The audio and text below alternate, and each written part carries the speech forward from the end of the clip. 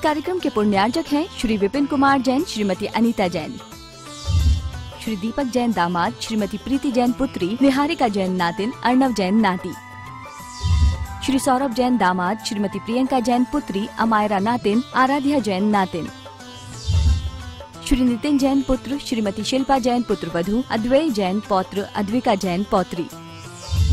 B&A Manufacturers and Exporters of Fine Jewelry, Advay Jewels LLP Manufacturer and Exporters of Diamond Jewelry, 5 Ansari Road, Daryaganj, New Delhi 110002।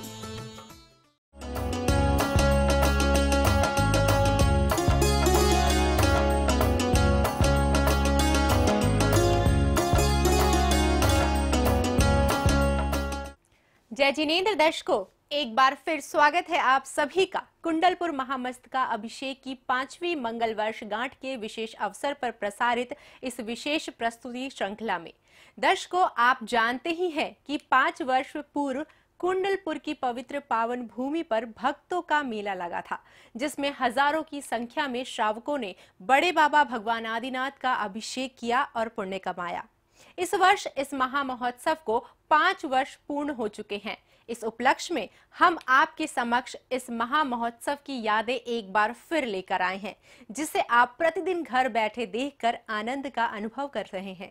तो आइए एक बार फिर बिना किसी देरी के चलते हैं कुंडलपुर की उस पवित्र भूमि पर और देखते हैं 12 जून की पावन झलकियां। पवित्र पावन सिद्ध भूमि कुंडलपुर, जहां बड़े बाबा भगवान आदिनाथ का आशीर्वाद हमेशा बरसता है। ऐसा आशीर्वाद जो भक्तों के लिए किसी अमृत से कम नहीं है।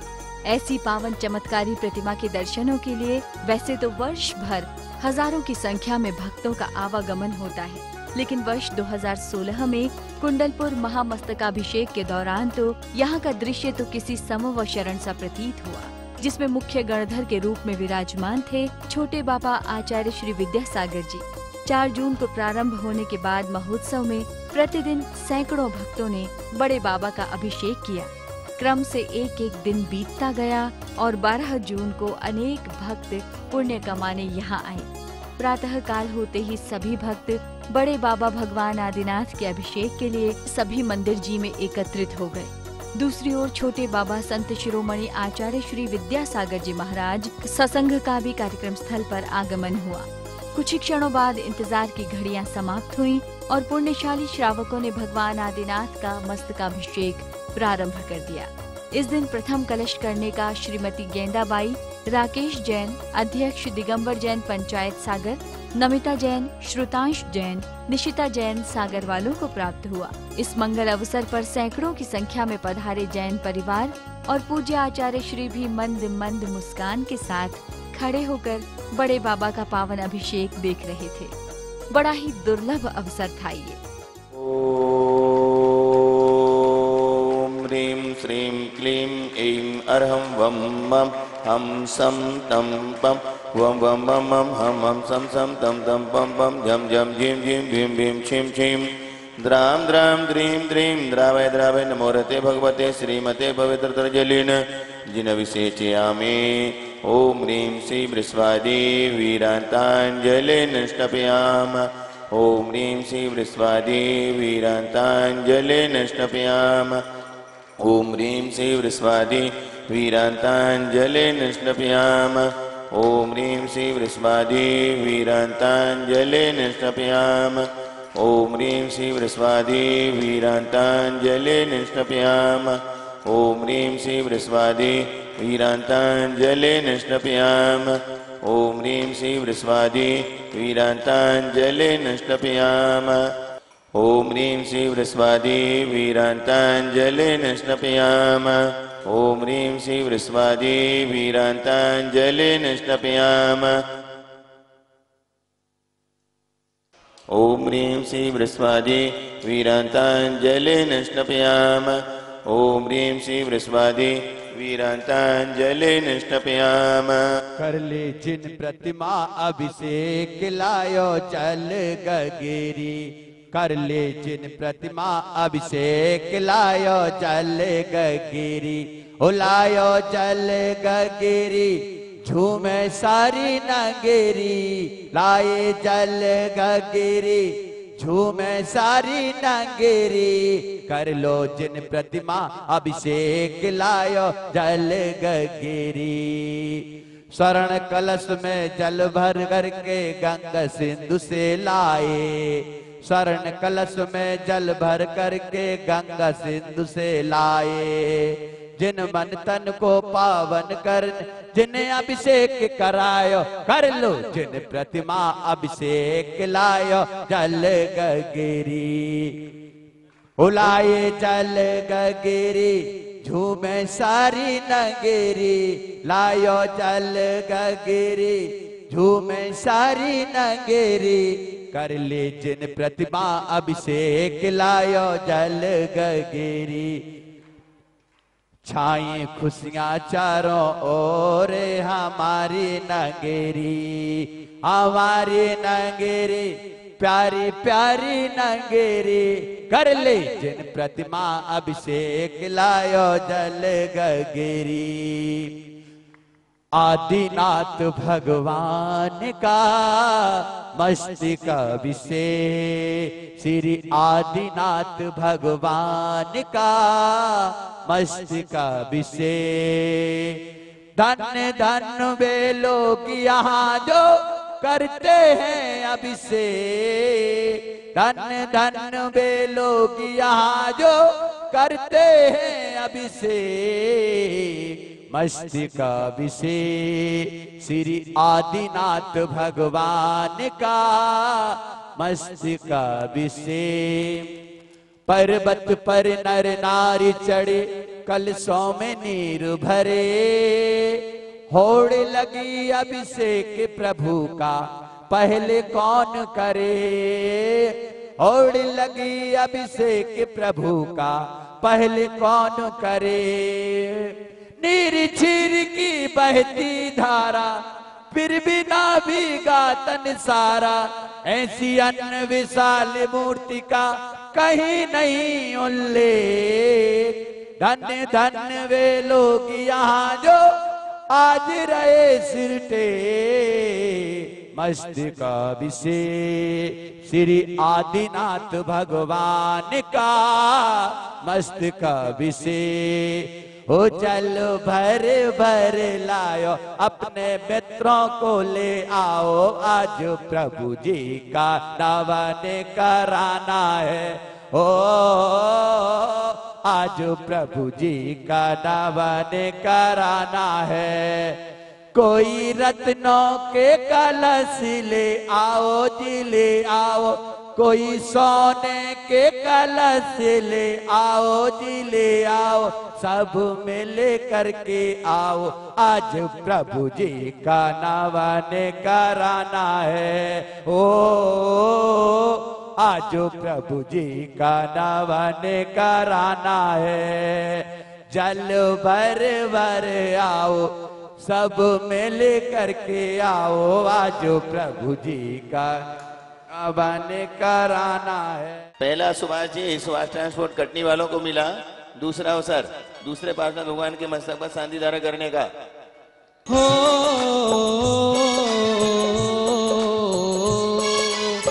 किस विधि में तो है पाउरे सांवरिया। पारस रे तेरी कठिन डगरिया। रे पारस तेरी कठिन डगरिया। कठिन तेरा जिन रूप में आना। कठिन तेरा जिन रूप में आना। कठिन तेरे शुभ दर्शन पाना। कठिन तेरे शुभ दर्शन पाना। कठिन हटाना श्री मुख से नजरिया। कठिन हटाना श्री मुख से नजरिया। पारस रे तेरी कठिन डगरिया। मुख्य पुण्यार्जक राकेश जी पिड़रुआ परिवार पहुंचे शांति धारा के लिए, तुरंत पहुंचे। श्री आदिनाथ भगवान बड़े बाबा मेरे। यह कुंडलपुर की शान बड़े बाबा मेरे। बड़े बाबा मेरे। बड़े बाबा मेरे। बड़े बड़े बाबा मेरे। ये है तीन लोग, ये है तीन लोग, ये है तीन लोक की शान, बड़े बाबा मेरे श्री आदिनाथ भगवान, बड़े बाबा मेरे। अभिषेक के उपरांत विश्व शांति की कामना से शांति धारा की गई। पार्श्वनाथ भगवान के यहाँ एक तरफ सुभाजी कटनी वाले, दूसरे पास भगवान के यहाँ सुधीर जी कागजी। ओम नमः सिद्धेभ्या, ओम नमः सिद्धेभ्या, ओम नमः सिद्धेभ्या। श्री वीतरागाय नमः, श्री वीतरागाय नमः, श्री वीतरागाय नमः। ओम ह्रीम नमो अर्हंताणम, नमो सिद्धाणम, नमो आयर्याणम, नमो वज्रायणम, नमो लोये सवसाहुणम। चत्तारी मंगलवरंता मंगलम सिद्धा मंगलम साहु मंगलम केवली प्रणतो धम्म मंगलम। चत्तारी लोगोत्मा रंता लोगोत्मा सिद्धा लोगोत्मा साहु लोगोत्मा केवली प्रणतो धम्मो लोगोत्मो। चत्तारी शरणं भवज्जामि अरन्ते शरणं भवज्जामि सिद्धे शरणं भवज्जामि साहु शरणं भवज्जामि केवली प्रणतं धम्मं शरणं भवज्जामि। ह्रोमनादि सिद्ध मंत्रेभ्यो नमः। सर्व शांतिं कुरु कुरु तुष्टिं पुष्टिं च कुरु कुरु स्वाहा।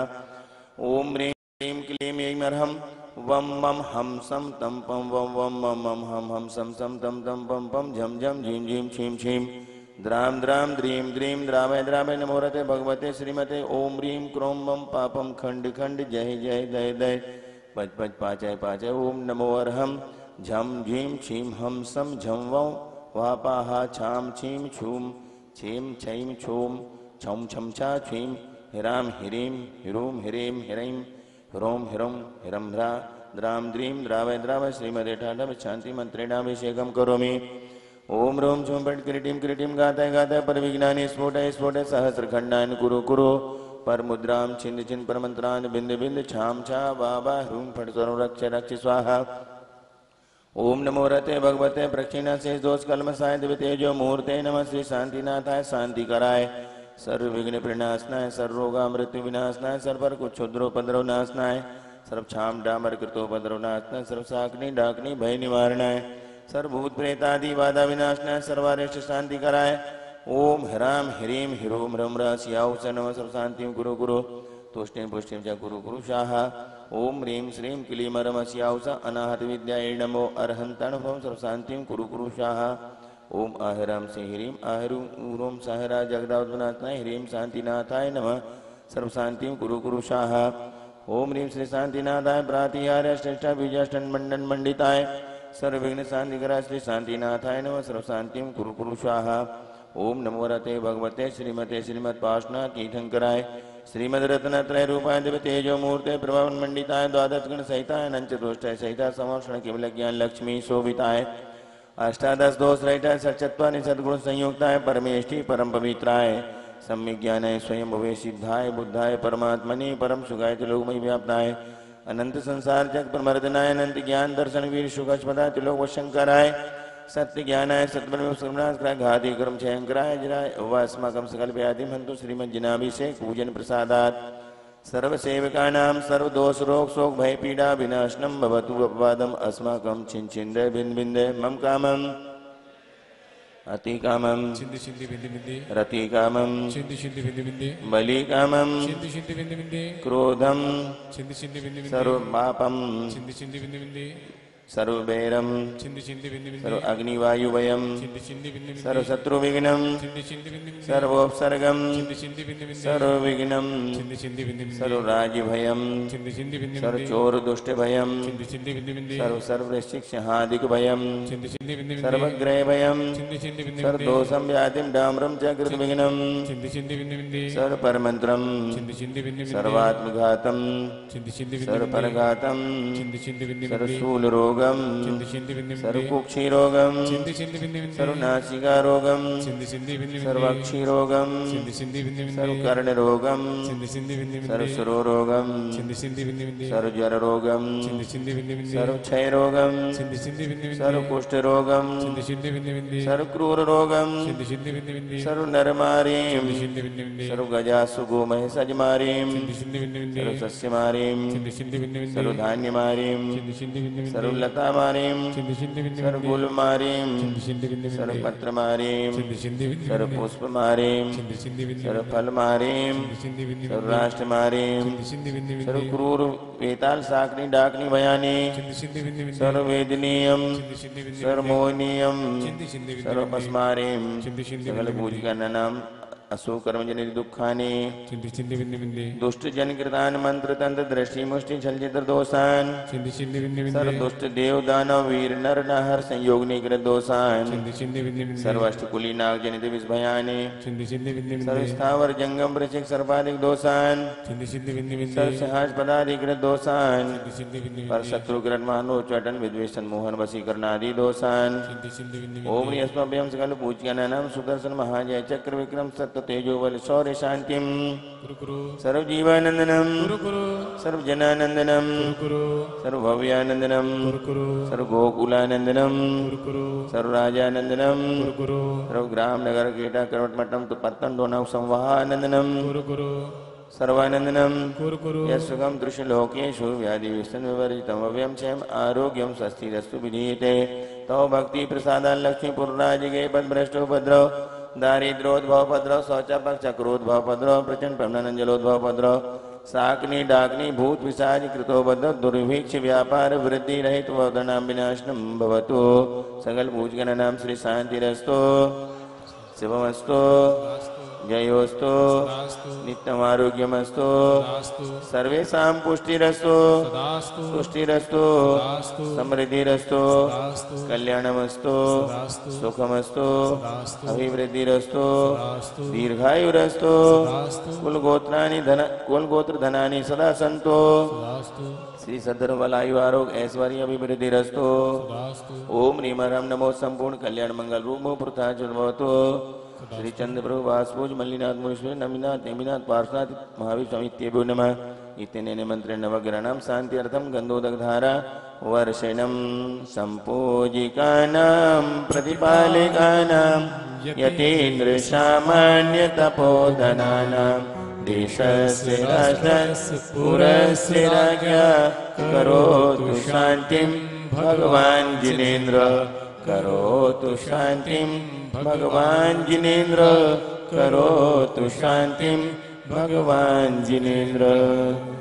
जय बोलो शांतिनाथ भगवान की, कुंडलपुर के बड़े बाबा की, संत श्रोमणी आचार्य भगवान गुरुदेव विद्यासागर जी महामुनिराज की।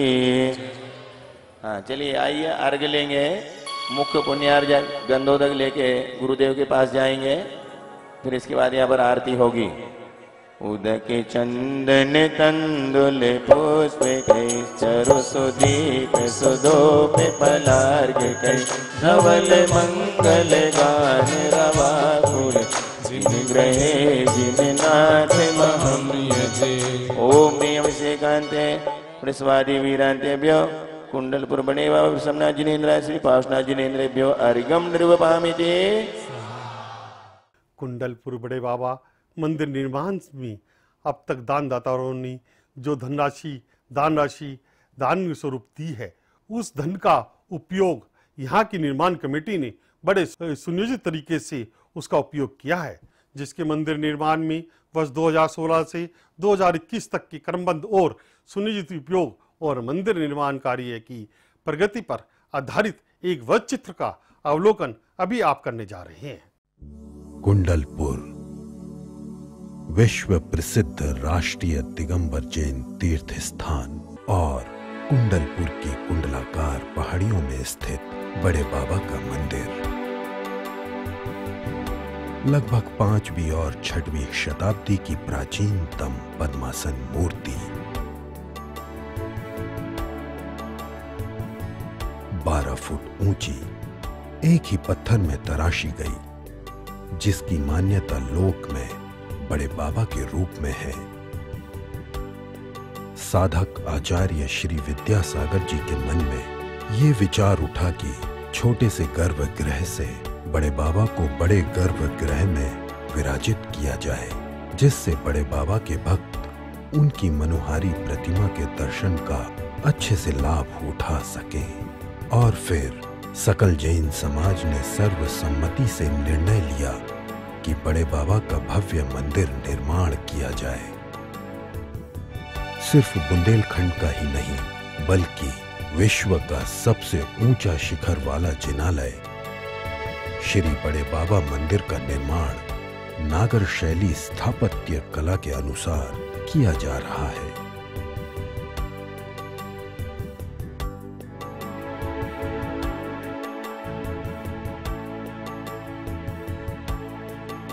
श्री बड़े बाबा मंदिर विश्व का एकमात्र सबसे ऊंचे शिखर वाला मंदिर है।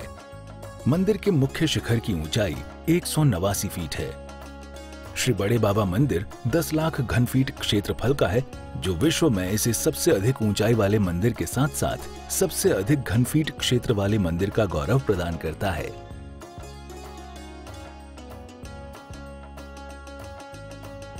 विश्व में अन्यत्र किसी भी धर्म और संप्रदाय से संबंधित मंदिर श्री बड़े बाबा मंदिर जैसा मुख्य आकर्षण नहीं रखता। श्री बड़े बाबा का ये मंदिर विश्व का एकमात्र ऐसा मंदिर है जिसके शिखर में 9 उच्छृंग हैं। श्री बड़े बाबा मंदिर में मुख्यतः 5 मंडप हैं। मुख्य गर्भगृह जिसकी ऊंचाई 189 फीट है। श्री बड़े बाबा मंदिर के गर्भगृह की दीवार की मोटाई 27 फीट है। मंदिर के निर्माण में सिर्फ पत्थर का प्रयोग ही किया गया है, सरिया और सीमेंट का प्रयोग नहीं किया गया है। पत्थरों को इंटरलॉकिंग करके आपस में जोड़ा गया है। मंदिर के गर्भगृह में मकराना की सफेद मार्बल का प्रयोग किया गया है। सफेद मकराना पत्थर में की गई नक्काशी अत्यंत सुंदर है, जो गर्भगृह की सुंदरता को बहुत ही बढ़ाती है। श्री बड़े बाबा मंदिर में मुख्य आकर्षण का केंद्र कोली मंडप की सीलिंग है, जिसकी गहराई की गहराई 2 फीट तक है। गुण मंडप की ऊंचाई 144 फीट है। श्री बड़े बाबा मंदिर के पूर्व दिशा एवं पश्चिम दिशा में 2 नए मंदिरों का निर्माण किया गया है, जो मुख्यतः मंदिर से जुड़े हुए हैं एवं मुख्य मंदिर को दोनों तरफ से अत्यधिक मजबूती प्रदान करते हैं। मंदिर में बहुत ही सुंदर पंचबालयती गर्भगृह है, जिसमें भगवान की 5 मूर्तियां विराजमान की जानी हैं, जिनका परिकर शीशम से स्वर्ण पॉलिश के साथ बनाया जाना है। फ्लोर पर सफेद मार्बल का प्रयोग किया जाना है। श्री बड़े बाबा मंदिर के सामने सहस्त्रकूट जिनालय का निर्माण किया जा रहा है, जिसकी ऊंचाई 126 फीट है एवं साइज 56 गुणा 56 फीट है। इसमें 9 फीट मोटाई वाले पिलर में 1008 मूर्तियां विराजमान की जाएंगी। मंदिर के चारों तरफ परिक्रमा पथ पर गजपीठ बनाई जाएगी, जिसमें ऐसा प्रतीत होगा कि हाथियों का समूह मंदिर को खींच रहा हो। मंदिर का मुख्य आकर्षण का केंद्र शीशम के दरवाजे एवं शीशम, पीले पाषाण एवं स्वर्ण पॉलिश से बनाई गई वेदियां हैं। मंदिर के पिलर्स और दीवारों पर रूप काम का कार्य किया गया है, जिसमें सुंदर सुंदर मूर्तियां वाद्य यंत्र बजाते हुए प्रतीत होती हैं। अब एक नजर वर्ष 2016 से वर्तमान वर्ष 2021 तक की मंदिर निर्माण रिपोर्ट पर डालते हैं। वर्ष 2016 में 2,50,000 घन फीट क्षेत्र पर कार्य किया गया। वर्ष 2017 से 2018 तक 1 लाख घन फीट पर, वर्ष 2018 से 2019 तक 1,74,000 घन फीट पर, वर्ष 2019 से 2020 तक 1,20,000 घन फीट क्षेत्र पर कार्य किया गया। वर्ष 2020 से 2021 में अभी तक 1,20,000 घन फीट क्षेत्र पर कार्य किया जा चुका है। वर्ष 2021 से मंदिर निर्माण पूर्ण होने के प्रस्तावित वर्ष 2022 तक में 21 मार्च 2021 तक 85,000 घन फीट क्षेत्र पर कार्य किया जा चुका है। इसके अलावा 50,000 घन फीट और भी भूमि शेष है, जिस पर कार्य किया जाना बाकी है। इस तरह मंदिर का निर्माण कार्य कुल 10 लाख घन फीट क्षेत्र का है। आचार्य गुरुवर विद्यासागर महाराज के आशीर्वाद से संपूर्ण मंदिर का निर्माण किया गया है। पूज्य गुरुदेव की सोच के अनुसार प्राकृतिक आपदा से रक्षा हेतु मंदिर की नींव में बड़े बड़े पाषाणों का प्रयोग किया गया है, जिसके चलते 8 रिक्टर तीव्रता के भूकंप से भी मंदिर पर कोई प्रभाव नहीं पड़ेगा। मंदिर की आयु लगभग 1500 वर्ष रहेगी। निर्माण कमेटी द्वारा नवंबर 2021 में मंदिर पूर्ण किया जाना प्रस्तावित है।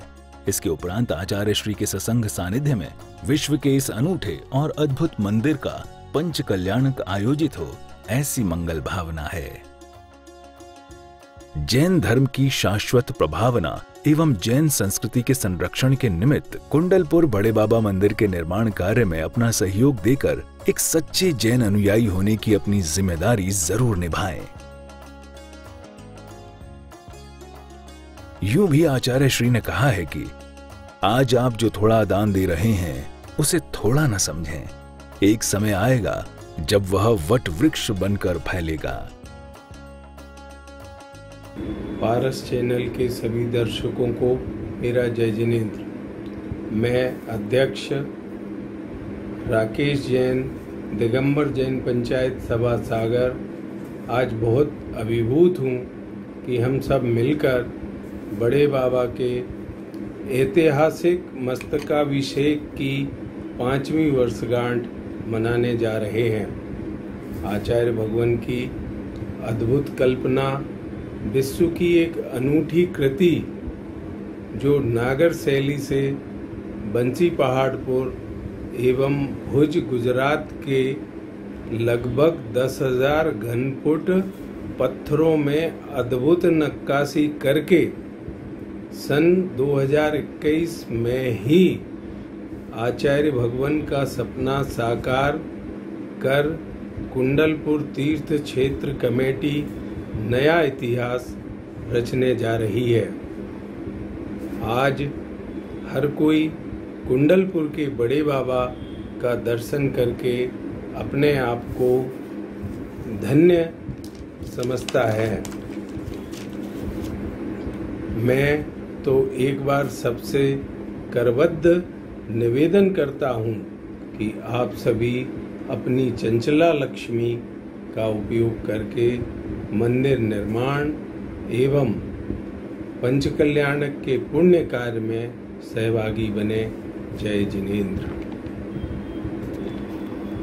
ओम ह्रीं श्रीं क्लीं ऐं बड़े बाबा अर्हं नमः। ओम ह्रीं श्रीं क्लीं ऐं बड़े बाबा अर्हं नमः। ओम ह्रीं श्रीं क्लीं ऐं बड़े बाबा अर्हं नमः। ओम ह्रीं श्रीं क्लीं ऐं बड़े बाबा अर्हं नमः। ओम ह्रीं श्रीं क्लीं ऐं बड़े बाबा अर्हं नमः। ओम ह्रीं श्रीं क्लीं ऐं बड़े बाबा अर्हं नमः। सारे के सारे भक्त आरती उतारें, तो सारे के सारे भक्त आरती उतारें। बड़े बाबा दिखा दो कमाल, छोटे बाबा दिखा दो कमाल, अपनी नजरिया। महाराज जी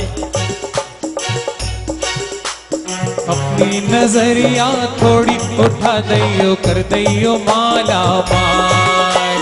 अपनी नजरिया थोड़ी उठा दइयो, कर दइयो माला माल। सारे के सारे भक्त आरती उतारे, सारे के सारे भक्त आरती उतारे। बड़े बाबा दिखा दो कमाल, छोटे बाबा दिखा दो कमाल, अपनी नजरिया। अरे अपनी नजरिया थोड़ी उठा दइयो, कर दइयो माला माल। अपनी नजरिया थोड़ी उठा दइयो, कर दइयो माला माल। कुंडलपुर के बड़े बाबा की, आचार्य भगवत विद्यासागर जी महामुनि राज की।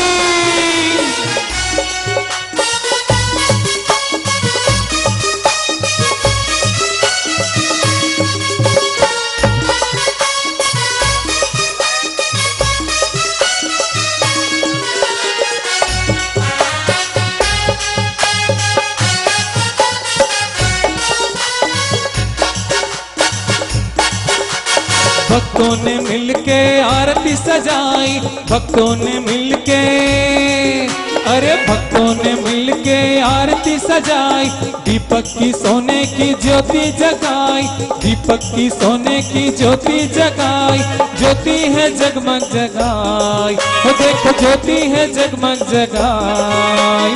अपनी नजरिया थोड़ी उठा दइयो कर दइयो माला माल, अपनी नजरिया थोड़ी उठा दइयो कर दइयो माला माल।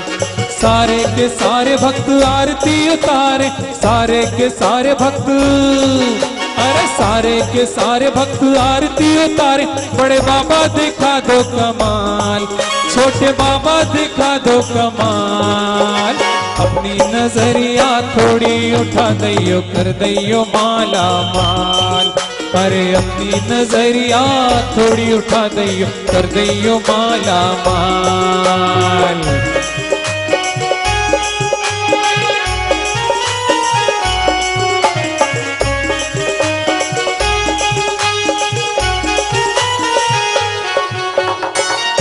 जो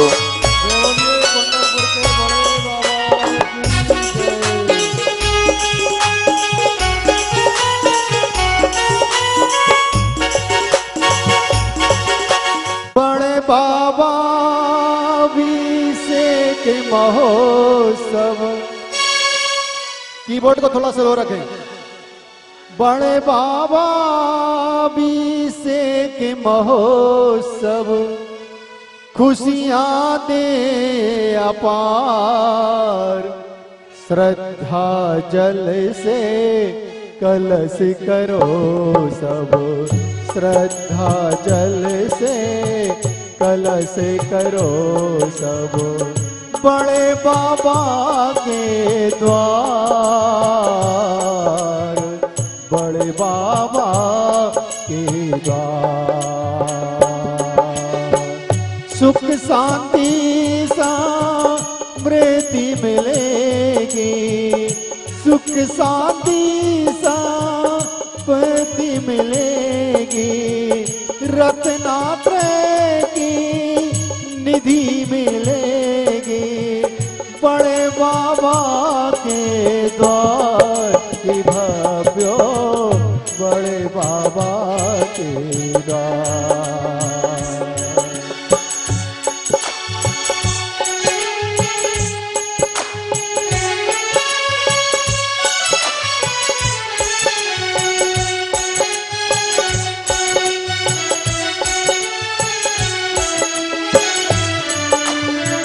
पुण्य उजालों में ही कर लो दान धर्म मन मेरे। चेतो चेतो चेतो चेतन, चेतो चेतो चेतो चेतन। दिन रह गए हैं थोड़े, चेतो चेतो चेतो चेतन।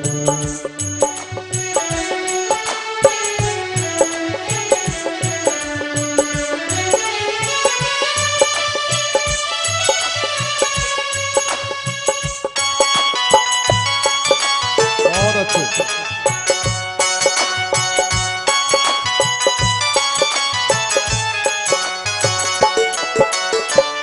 हर आत्मा में प्रभु है बसता, हर आत्मा में प्रभु है बसता। प्रभु बनने की सब में क्षमता, प्रभु बनने की सब में है क्षमता। आओ भव्यो आओ,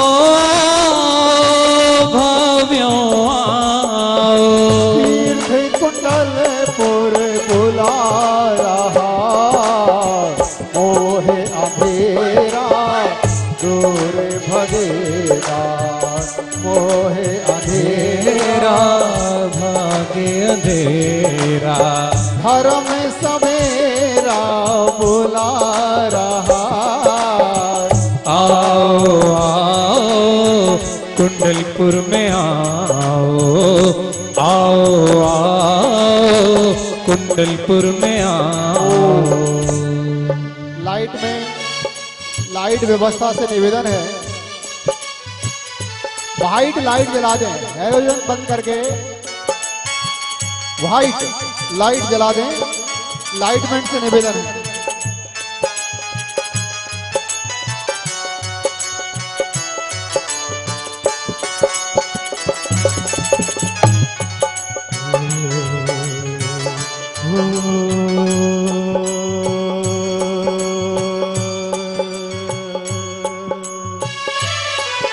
जय बोलो कुंडलपुर के बड़े बाबा की।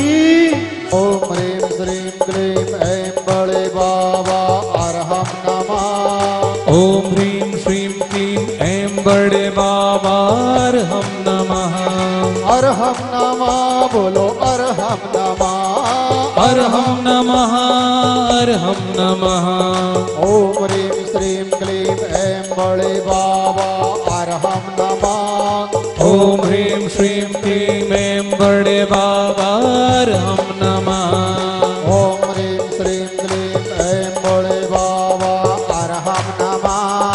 ओम ह्रीं श्रीं क्लीं ऐं बड़े बाबा अरहम नमः। ओम ह्रीं श्रीं क्लीं ऐं बड़े बाबा अरहम नमः। ओम ह्रीं श्रीं क्लीं ऐं बड़े बाबा अरहम नमः। अरहम नमः बोलो अरहम नमः। अरहम नमः बोलो अरहम नमः। अरहम नमः बोलो अरहम नमः। अरहम नमः अरहम नमः। अरहम नमः अरहम नमः। अरहम नमः अरहम नमः। बोलिए कुंडलपुर के बड़े बाबा की। भावों की शुभ गगरी में भर श्रद्धा का नीर, प्रभु चरणों में जल की धारा खुल जाए तकदीर। ओ मैंने प्रभु जी पे कल ढारे धन भागे हमारे। मैंने प्रभु जी पे कलशा ढारे धन्य भाग्य हमारे। धन्य भागे हमारे, जागे भागे हमारे। मैंने प्रभु जी पे मैंने प्रभु जी पे मैंने प्रभु जी पे कलशा ढारे धन्य भाग्य हमारे। मैंने प्रभु जी पे कलशा ढारे सौभाग्य हमारे। बड़े बाबा का महामस्तकाभिषेक देख रहे हैं। जब श्रद्धा जल से भरी जलधार प्रभु के मस्तक पर जाती है तब कैसा लगता है? देखिए, प्रभु चरणों अरे प्रभु मस्तक पर जल की धारा। प्रभु मस्तक पर जल की धारा ऐसी लागे, ऐसी लागे। कैसी? अरे इंद्रधनुष सतरंगी जैसे, इंद्रधनुष सतरंगी जैसे प्यारी लागे, प्यारी लागे। मैं निहारूं मैं पुकारूं, मैं निहारूं मैं पुकारूं, तुम निहारो मेरी ओर। मैंने प्रभु जी पे मैंने प्रभु जी पे मैंने प्रभु जी पे कलशा ढारे सौभाग्य हमारे। मैंने प्रभु जी पे कलशा ढारे सौभाग्य हमारे। सौभाग्य हमारे वो बड़े भाग्य हमारे। सौभाग्य हमारे हो भाग्य हमारे। मैंने प्रभु जी पे मैंने प्रभु जी पे मैंने प्रभु जी पे कलशा ढारे सौभाग्य हमारे। जय बोलिए कुंडलपुर के बड़े बाबा की। ओम ह्रीं रम सियाउ नमः। ओम ह्रीं रम सियाउ नमः। ओम ह्रीं रम सियाउ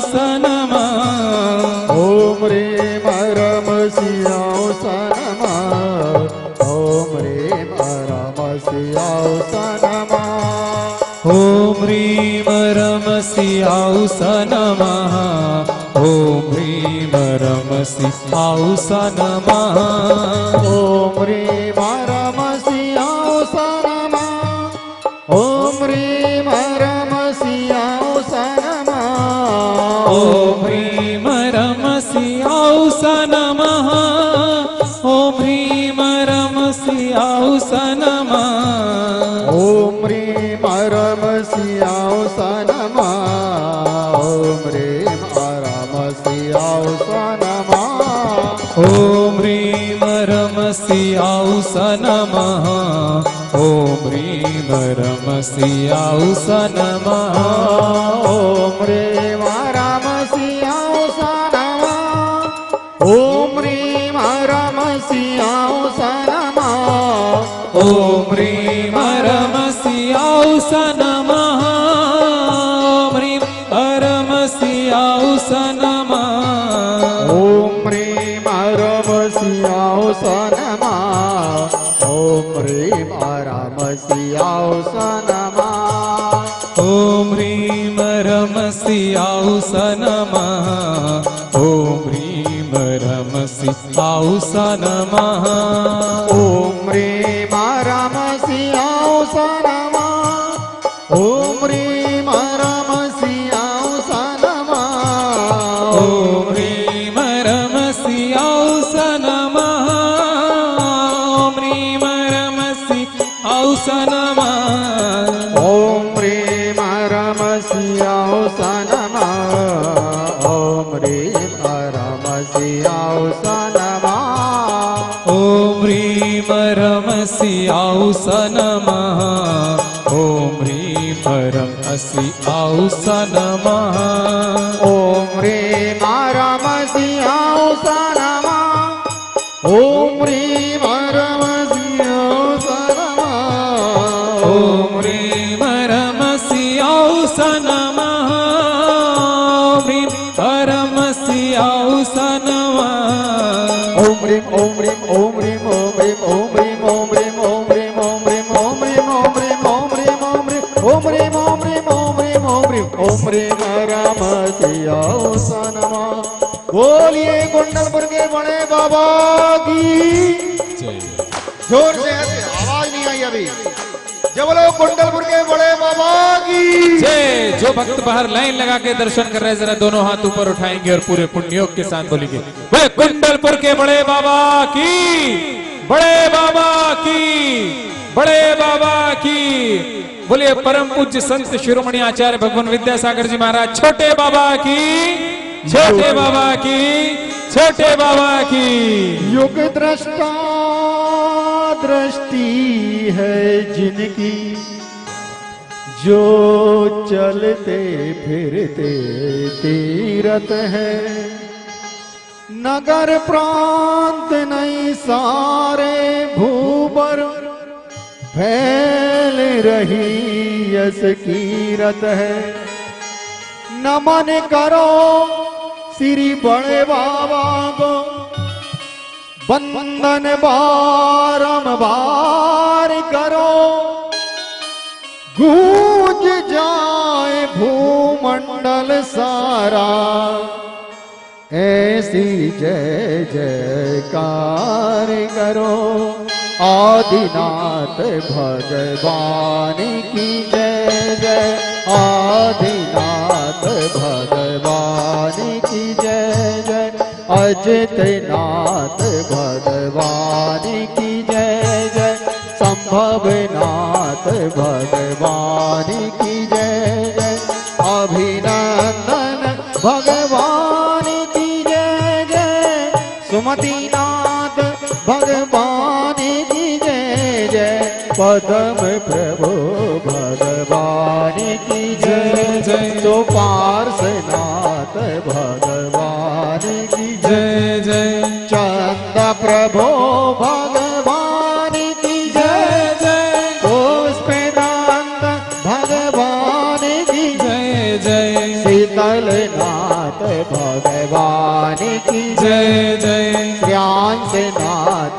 भगवान की जय जय वास पोच भगवान की जय जय विमलनाथ भगवान की जय जय अनंतनाथ भगवान की जय जय धर्मनाथ भगवान की जय जय शांतिनाथ भगवान की जय जय उद्धुनाथ भगवान की जय जय अरहनाथ भगवान की जय जय मल्लिनाथ भगवान की जय जय मुनि सोव्रत भगवान की जय जय नमीनाथ भगवान की जय जय नेमिनाथ भगवान की जय जय पार्श्वनाथ भगवान की जय जय महावीर भगवान की जय जय बाहुबली भगवान की जय जय बाहुबली भगवान की जय जय बाहुबली भगवान की जय जय विद्यासागर महाराज की जय जय विद्यासागर महाराज की जय जय विद्यासागर महाराज की जय जय विद्यासागर महाराज की जय जय जय जय विद्यासागर भजमन प्रसाद तुम बोलोगे भजमन विद्यासागर जय जय विद्यासागर वर्तमान विद्यासागर जय जय विद्यासागर वर्तमान विद्यासागर जय जय विद्यासागर वर्तमान विद्यासागर जय जय विद्यासागर वर्तमान विद्यासागर भजमन विद्यासागर जय विद्यासागर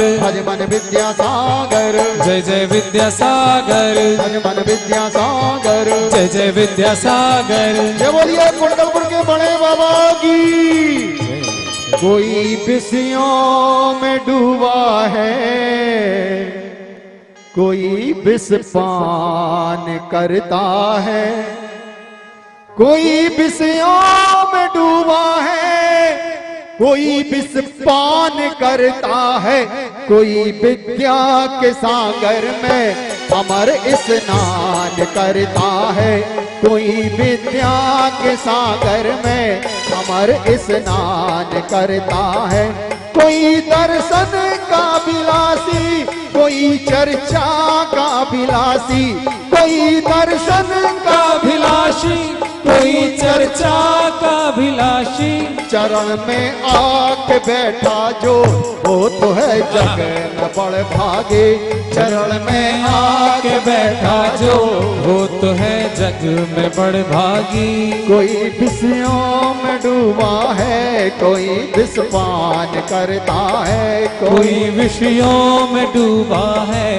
कोई विष पान करता है कोई बेहोश करता है कोई मदहोश करता है कोई फिर होश करता है कोई मदहोश करता है शरण गुरु की जो आ जाता गुरु तो होश देता है शरण गुरु की जो आ जाता गुरु को धोख देता है गुरु तो होश देता है गुरु तो बोध देता है गुरु तो होश देता है गुरु तो मोक्ष देता है बड़े बाबा के चरणों में मेरा जीवन समरता है बड़े बाबा के चरणों में मेरा जीवन संवरता है बड़े बाबा के दर्शन है जगत को भी तो सुख कारक बड़े बाबा के दर्शन है जगत को भी तो सुख कारक बड़े बाबा के नैनों में देखते हैं वो उपकारक बड़े बाबा के नैनों में देखते हैं वो उपकारक ये बोलिए कुंडलपुर के बड़े बाबा की धन्य धन्य वे लोग यहाँ जो आज रहे सर टेक मस्तकाभिषेक श्री आदिनाथ भगवान का मस्तकाभिषेक। धन्य धन्य वे लोग यहाँ जो आज रहे सर टेक। धन्य धन्य वे लोग यहाँ जो आज रहे सर टेक। मस्तकाभिषेक श्री आदिनाथ भगवान का मस्तकाभिषेक। पर्वत पर नर नार चढ़े कलशों में नीर भरे। होड़ लगी अभिषेक प्रभु का पहले कौन करे। पर्वत पर नर नार चढ़े कलशों में नीर भरे। होड़ लगी अभिषेक प्रभु का पहले कौन करे। चीर नीर की बहती धारा फिर भी ना भीगा तन सारा। चीर नीर की बहती धारा फिर भी ना भीगा तन सारा। ऐसी परम विशाल मूर्ति का कहीं नहीं उल्लेख। धन्य धन्य वे लोग यहाँ जो आज रहे सर टेक। मस्तकाभिषेक श्री आदिनाथ भगवान का मस्तकाभिषेक। श्री बड़े बाबा भगवान का मस्तकाभिषेक। आदिनाथ का है संदेश धारो अपरिग्रहवाद। आदिनाथ का है संदेश धारो अपरिग्रहवाद। सब कुछ होते सब कुछ त्यागो वो भी बिना विषाद।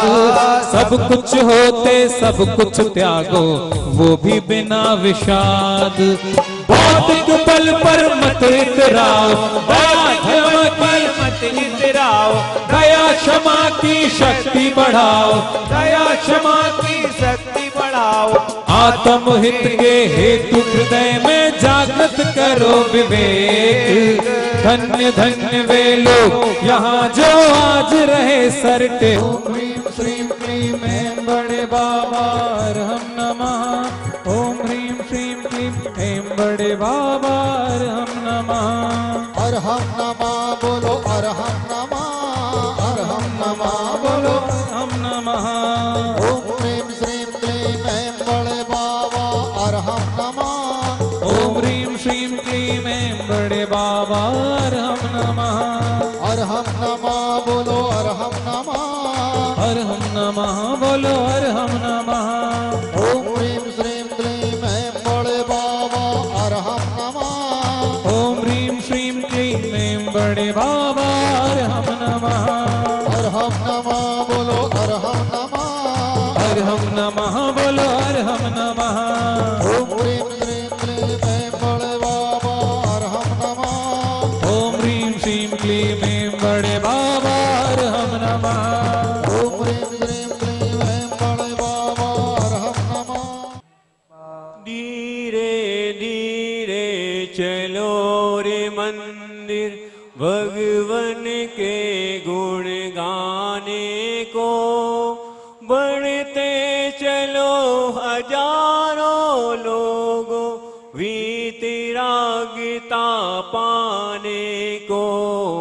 धीरे धीरे चलो जी मंदिर घर से मेरे बाबुवने में।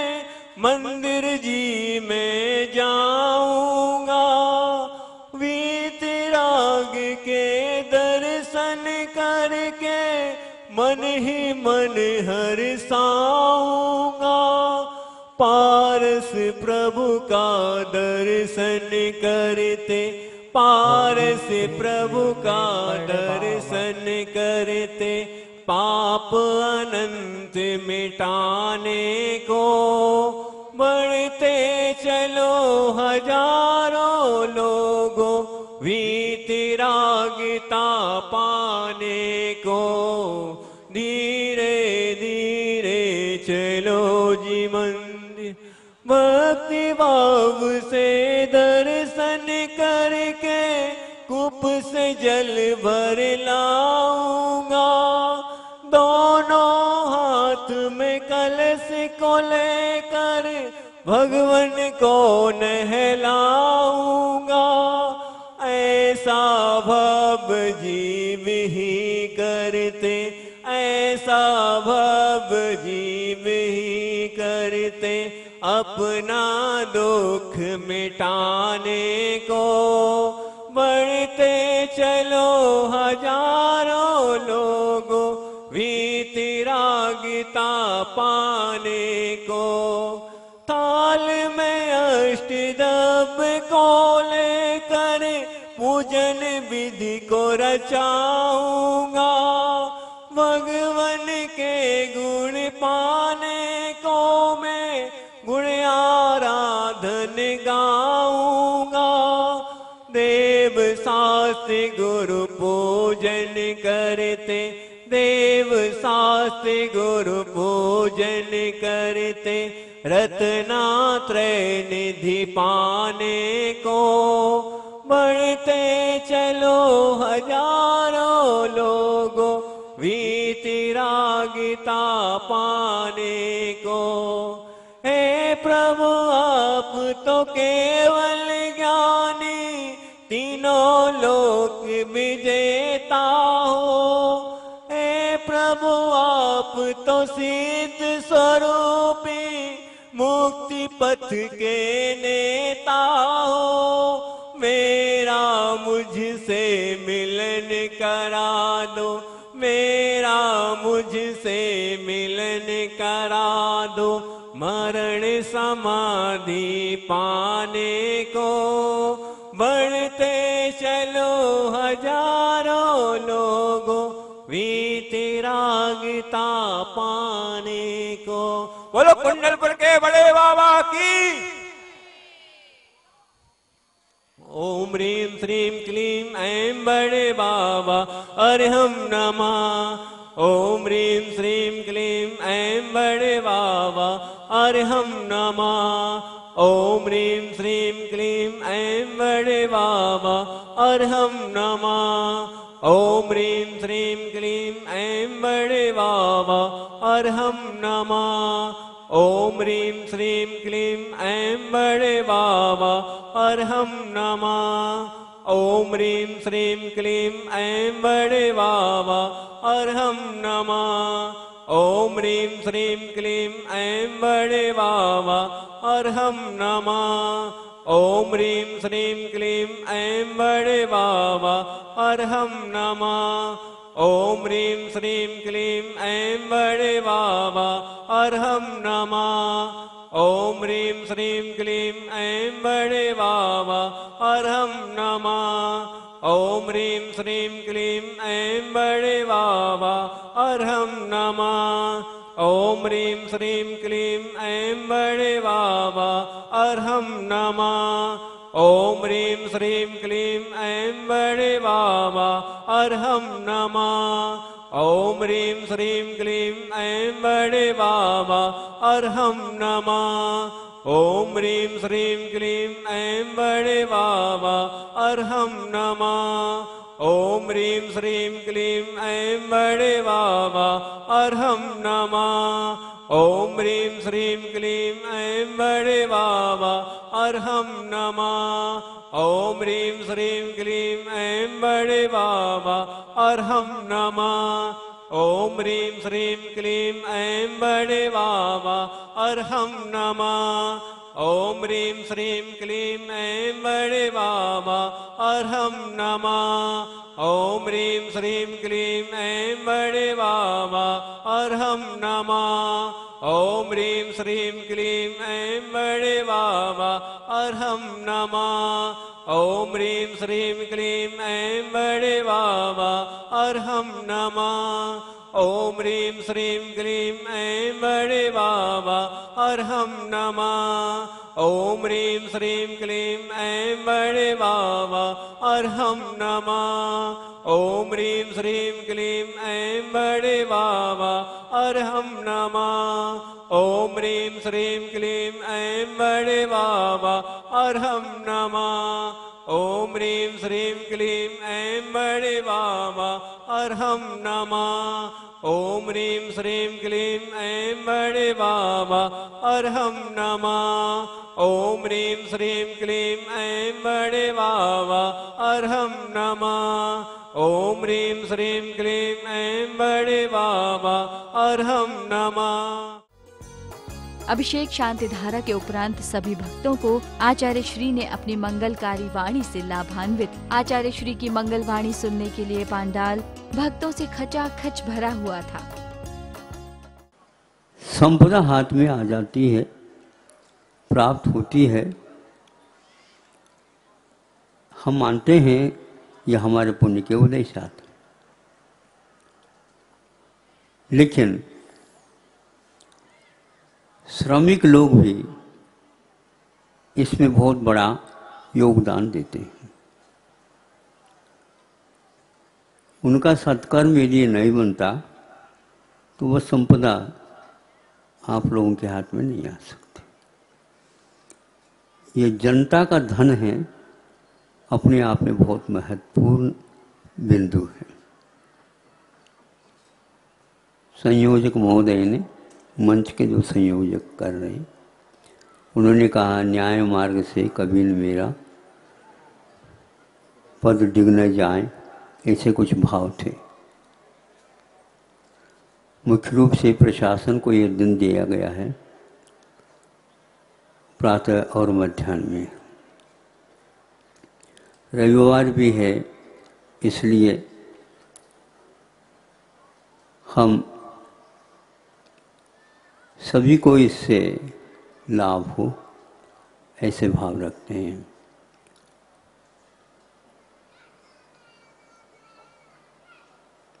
एक पंक्ति और कही थी, सब लोगों के कंठ बहुत सूख गए हैं, प्यास लगी है। अच्छी पंक्ति लगी। कंठ सूखा है, उसको गीला बनाना है। हम पानी पी करके ही बनाएं, ऐसा कोई नियम नहीं है। नींबू को याद कर लो। सुन रहे हैं आप लोग? नींबू को याद कर लो या इमली को याद कर लो।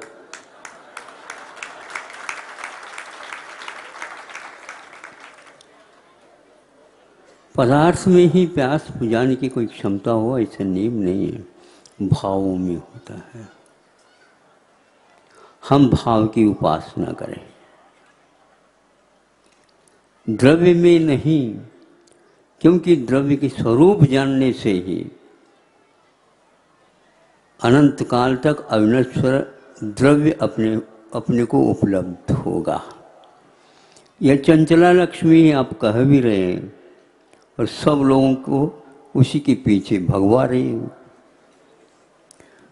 क्या है ये? इसलिए ये जनता का धन कहने वाला व्यक्ति इसके स्वरूप को संभव नहीं, पक्का है, उसके स्वरूप को बहुत अच्छे ढंग से समझ रहा है। आज विज्ञान इतना लंबा चौड़ा ऊपर तक पहुंच गया, सामने तो बढ़ना होता ही है, लेकिन चढ़ना भी हो रहा है।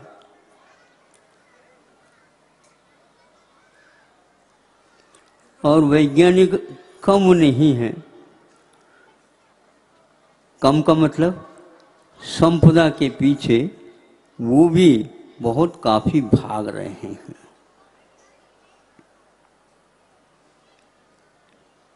संपदा क्या है और हम कैसे प्राप्त कर सकते हैं, हम बुद्धि के द्वारा पहले समझे। हम जो सामने पदार्थ, भोग्य पदार्थ माने जाते हैं, माने जाते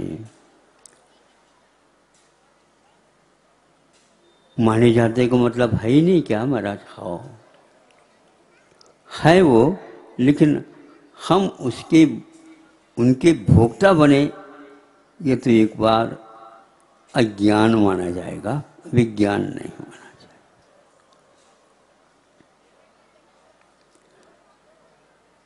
रहस्य क्या है यह उद्घाटित हो जाता है तो वैज्ञानिक को आनंद का अनुभव होता है। उसी प्रकार प्रत्येक पाठक हो या दर्शक को चाहिए वो पदार्थों को इकट्ठा न करे, किंतु पदार्थ के समझने का पुरुषार्थ अवश्य करे और इसी दर्शन को, इसी वस्तु स्वरूप के ज्ञान को हमारे संतों ने जन जन तक पहुंचाने का परम पुरुषार्थ किया।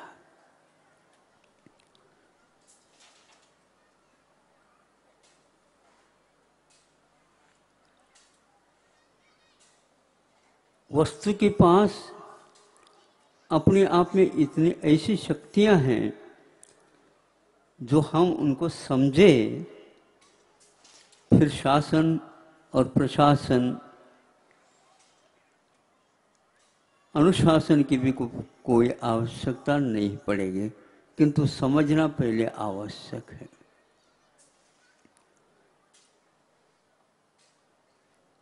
विज्ञान के माध्यम से ही जीवन में एक प्रकार से चढ़ाव जिसको बोलते, किंतु उसी के माध्यम से उतार भी होता है।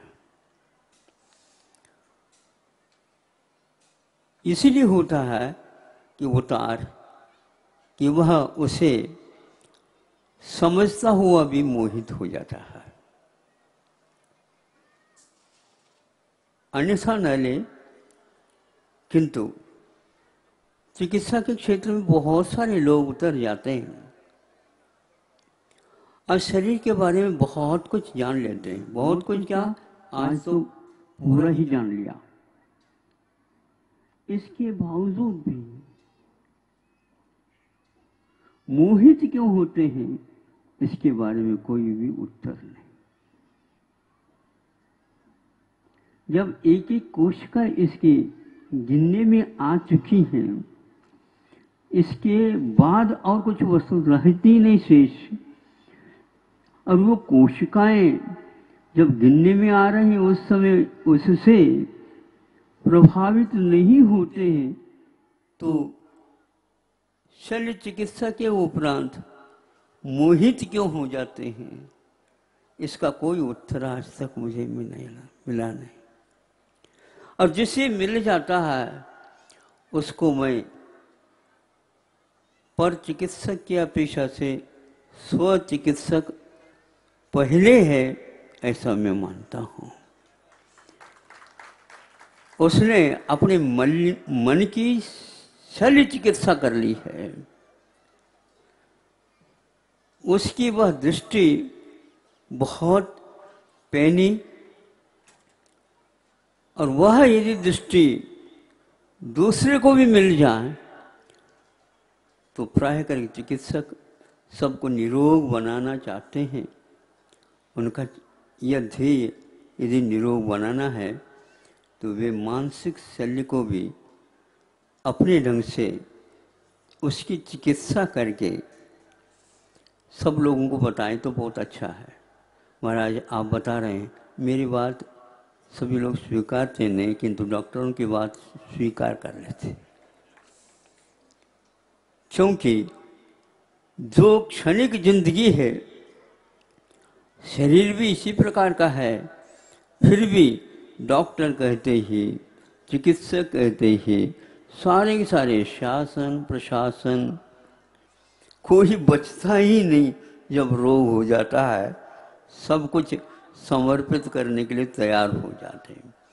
लेकिन ये जो समर्पण किया जा रहा है उसकी ओर यदि चिकित्सक की दृष्टि चली जाती है तो समझना पड़ता है कि इस देवता में कोई न कोई शक्ति अवश्य है। लक्ष्मी के पास,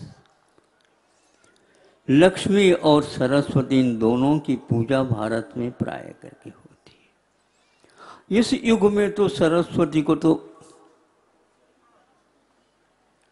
नहीं के बराबर।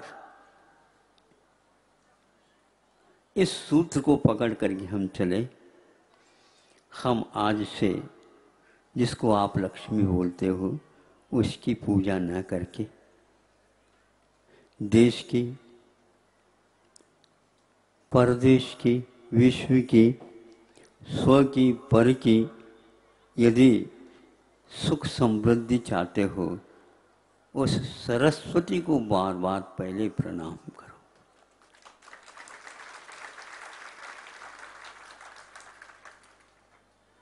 जेन रागा विरज्य छ, जेन सेयेषु रज्यते, जेन मेत्यम पभावेज्य तम नानम जिन शास्त्र ने। जिनेन्द्र भगवान के शास्त्र में उसको ज्ञान ऐसा कहा गया। सरस्वती ज्ञान की एक पर्याय है और विद्यालय खूब खोल रहे हैं, छोटी मोटी महाविद्यालय आदि खूब खोल रहे हैं। कौन खोल रहा है इसके बारे में आपको बताने की कोई आवश्यकता नहीं। क्यों खोला जा रहा है इसके बारे में भी कोई कहने की आवश्यकता नहीं। जेन रागा विरज्य, जिसके द्वारा मेरा मन अथवा आपका मन राग की ओर चला जाता है, विषयों की ओर चला जाता है, अभिमान की ओर चला जाता है, पुरस्कार की ओर चला जाता है, मैं स्वामी बनूं, पर का बनूं, यह हमेशा हमेशा याद रखता है। इस जीवन में नहीं सही, अगले जीवन में तो इस कार्य को मैं संपन्न करूं, वहाँ पर अवश्य सुख मुझे मिलेगा। इस आस्था से ही वह स्वर्ग के सोपानों को भी चढ़ जाता है। वहाँ पर भी उसकी पूर्ति नहीं होती, उदास नीचे पुनः आ जाता है। मध्यकालीन बेला में अखिल भारतीय जैन अधिकारी अधिवेशन संपन्न हुआ, जिसमें भारत में प्रशासनिक सेवाएं दे रहे कई अधिकारियों ने अपने विचार व्यक्त किए। आप सा कोई नहीं, पतित को पावन बनाता, पतित को पावन बनाता, दूसरा कोई नहीं, हे गुरु सारे जहां में।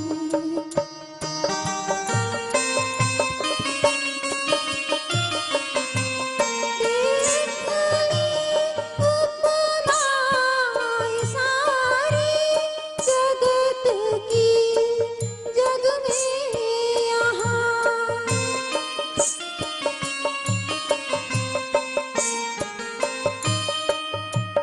देख ली, उपमाएं सारी जगत की, जग में यहाँ हे अनुपम आप गुरुवर, हे अनुपम आप गुरुवर।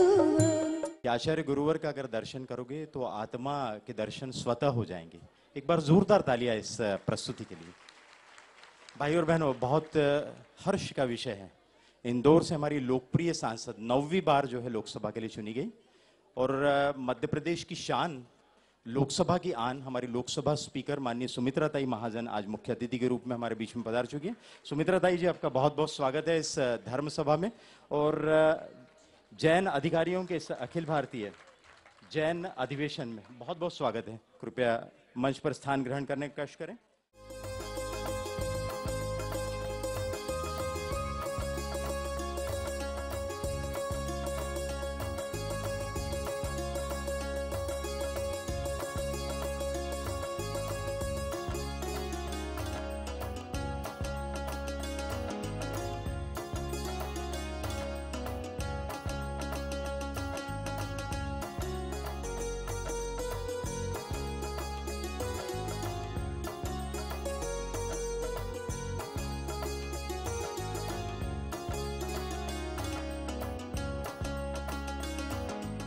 इसी कड़ी में मैं अब आगे आमंत्रित करना चाह रहा हूं इस हथकरघा केंद्र कुंडलपुर में जो प्रशिक्षण दिया जा रहा है, श्री सजल जैन को इस केंद्र के बारे में अपनी जानकारी यहाँ प्रस्तुत करेंगे। ये जो गुरुजी की धारणा है, इसको जो हम रूपांतरित कर रहे हैं, क्रियान्वित कर रहे हैं कि जो गांधी जी की बुनियादी शिक्षा थी कि शिक्षा लेते समय साथ में ही छात्रों को ऐसी कोई स्किल, ऐसी कोई कला सिखाई जाए जो उनको आगे चल के आजीविका में साधन बने। तो हमारे जो छात्र हैं, जो कि कुंडलपुर में 42 छात्र हैं, जिसमें से 13 इंजीनियर, 5 MBA और लगभग 5 जो हैं वो पोस्ट ग्रेजुएट हैं। और बीना बारा में जो 37 छात्र हैं उसमें से 24 जैन हैं, 13 जैनेतर हैं। जैनेतरों के लिए भी प्रशिक्षण हम चलाते हैं और उसमें से 3 इंजीनियर, 2 MBA हैं और 2 पोस्ट ग्रेजुएट हैं। कुंथलगिरी, सिरपुर, सिरट, सारपुर में भी 20-20 छात्रों के माध्यम से प्रशिक्षण चल रहा है। और जो जबलपुर और डोंगरगढ़ प्रतिभा स्थली है, तो डोंगरगढ़ प्रतिभा स्थली में 45 महिलाएं जो हैं वो प्रशिक्षण ले रही हैं। उसमें से 30 महिलाएं और 15 युवतियां हैं और वो भी, उनमें से भी 4-5 लोग जो हैं वो पोस्ट ग्रेजुएट और ग्रेजुएट हैं। और जबलपुर में जो प्रतिभा स्थली में प्रशिक्षण केंद्र अलग से चल रहा है उसमें लगभग 19 छात्र प्रशिक्षण ले रहे हैं। महिलाएं 9 हैं और युवतियां 10 हैं, जिसमें से 1 जैनेतर भी हैं और उसमें से 2 इंजीनियर हैं और 1 MBA हैं और 2 पोस्ट ग्रेजुएट हैं। तो इस प्रकार हम देखें कि आज जो शिक्षा की व्यवस्था यहाँ पर हो गई है, आज से 30-40 साल पहले जो डॉक्टर और इंजीनियर्स की डिग्री का महत्व था वो हम सभी को विदित है कि आज नहीं है। आज जगह जगह पे 50, जबलपुर जैसे सिटी में भी 50-70 लगभग इंजीनियरिंग कॉलेज खुल गए हैं और एक प्रकार से ये व्यवसाय का केंद्र बना हुआ है। लेकिन इसमें जो छात्र दाखिला लेते हैं उनके 4 साल या तो वो लोन लेकर के पढ़ाई करते हैं या माता पिता के पैसे से पढ़ाई करने के बाद उनको नौकरी मिल ही जाए वो निश्चित नहीं है। लेकिन अगर वो कोई कला सीख लेते हैं, जैसे हम 6 महीने में हथकरघा प्रशिक्षण दे रहे हैं, तो उसके माध्यम से हमारे हथकरघा प्रशिक्षण केंद्र में पहले दिन से ही हम 300 रुपए दिन, साथ में रहना खाना ये सारी चीजें देते हैं, मतलब 9,000 रुपए महीना। और 2-3 महीने बाद ही जैसे वो कपड़ा वगैरह बनाने लग जाता है तो उसको ठेके पे मीटर के हिसाब से देने लगते हैं, जिससे उसका वेतन जो है ये 12 से 15 तक पहुंच जाता है। तो आप देख सकते हैं कि एक 8वीं और 9वीं की छात्रा जो है ये भी, और ये पढ़ाई में भी बहुत मेधावी हैं। अभी मैं 2 मिनट के लिए इनको माइक सौंपूंगा तो आपको पता चलेगा कि इनकी वक्तृत्व कला कैसी है। तो पढ़ने में ये होशियार हैं ही, साथ में इन्होंने एक स्किल भी सीख ली। इसके माध्यम से आगे चल करके 12वीं के बाद से ही ये अपना आजीविका रोजगार 2 घंटे 3 घंटे हथकरघा चला करके कर सकती हैं। इनको अपनी आगे की पढ़ाई करने के लिए लोन लेने की जरूरत नहीं है और कहीं नौकरी के लिए बाहर जाने की जरूरत नहीं। ये अपने संस्कारों को, अपनी अस्मिता को बचाए रखते हुए और अपना पूरा जीवन जो व्यतीत कर सकते हैं। जैसा कि हम सभी जानते हैं, आचार्य गुरुवर की कृपा से हमारे देश में 11 हथकरघा प्रशिक्षण केंद्र खोले गए हैं, जिनमें हमारी प्रतिभा स्थली ज्ञानोदय विद्यापीठ जबलपुर भी सम्मिलित है। वहां पर हमने 15 दिन का प्रशिक्षण प्राप्त किया। उसके बाद आचार्य श्री की असीम कृपा से मेरे मन में यह विचार आया कि इस प्रशिक्षण को आगे बढ़ाते हुए मैं भी कोई अपना सहयोग प्रदान करूं। उसके बाद मैंने ये चादर तैयार की, जिसको जब हम आचार्य श्री के पास लेकर गए तब आचार्य श्री का इस प्रकार का भाव प्रकट हुआ कि यदि इसी प्रकार का शिक्षण देश के हर विद्यालय में तैयार किया गया तो आज देश के करोड़ों छात्र छात्राएं इस प्रकार तैयार हो जाएंगे कि हमारे देश के किसी छात्र को कभी नौकरी ना करने पड़े, वे अपने स्वयं के मालिक हो जाए और हमारा देश स्वाश्रित बन जाएगा। हमारे हॉस्टल, हमारी प्रतिभा स्थली में जो शिक्षण प्रदान किया जा रहा है, वहाँ पर जो महिलाएं, जो युवतियां शिक्षण प्राप्त कर रही हैं, जब यही युवतियां अपने गांव में जाएंगी, वहाँ पर और युवतियों को और महिलाओं को शिक्षण प्रदान करेंगी, तब वहाँ पर ऐसा भी एक दिन आएगा कि हर घर में एक हथकरघा होगा और उस हथकरघा की वे एक महिला स्वयं की मालिक होगी। और जिस दिन वे मालिक बन जाएंगी उन्हें नौकरी करने की जरूरत नहीं पड़ेगी, ना ही उन्हें अपना घर छोड़कर कहीं बाहर जाने की जरूरत पड़ेगी। वे अपने घर में रहकर अपना खुद का कपड़ा तैयार करेंगी, उसे बेचेंगी और स्वाश्रित बनेंगी। उसी दिन हमारा आचार्य श्री का वो सपना पूर्ण हो जाएगा कि हमारा भारत स्वाश्रित हो, उसमें कभी कपड़े का आयात ना हो, सिर्फ निर्यात हो। दर्शकों, इस मंगल अवसर पर पूर्व लोकसभा अध्यक्ष सुमित्रा महाजन भी आचार्य श्री के दर्शनों के लिए पधारी। आयोजन समिति ने इनका बखूबी सम्मान किया।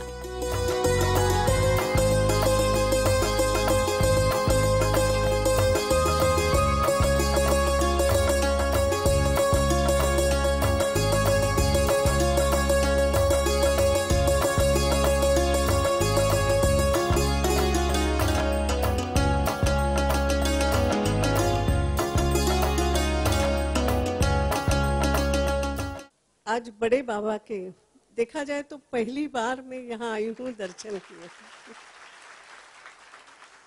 और बड़े बाबा के दर्शन के बाद आचार्य श्री के वचन भी सुने, उनसे कुछ ज्ञान भी मैंने प्राप्त किया है, इसलिए वास्तव में आज मुझे बोलना नहीं है।